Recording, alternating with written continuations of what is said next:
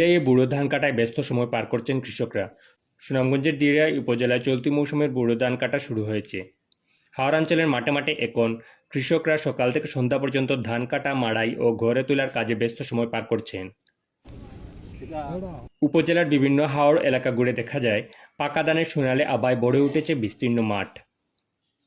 অনুকূল আবহাওয়া থাকায় কৃষকরা দেরি না করে দ্রুত ধান কাটা শুরু করেছেন। কোথাও শ্রমিক দিয়ে, আবার কোথাও আধুনিক হারভেস্টার মেশিন দিয়ে ধান কাটার কাজ চলছে। স্থানীয় কৃষকরা জানান, চলতি মৌসুমে ধানের ফলন ভালো হয়েছে, তবে হঠাৎ আবহাওয়া পরিবর্তন বা অকাল বৃষ্টির আশঙ্কায় অনেকেই দ্রুত ধান গড়ে তোলার চেষ্টা করছেন। সময়মতো ধান গড়ে তুলতে পারলে তারা ভালো লাভের আশা করছেন। এদিকে ধান কাটা ও মাড়াইকে কেন্দ্র করে গ্রামীণ জনপদে উৎসবমুখর পরিবেশ সৃষ্টি হয়েছে। কৃষক ও শ্রমিকদের ব্যস্ততায় হাওড়াঞ্চল এখন প্রাঞ্চাঞ্চলে ভরে উঠেছে। সবাই আশা করছেন আবহাওয়া অনুকূলে থাকলে নির্বিঘ্নে ধান গড়ে তোলা সম্ভব হবে।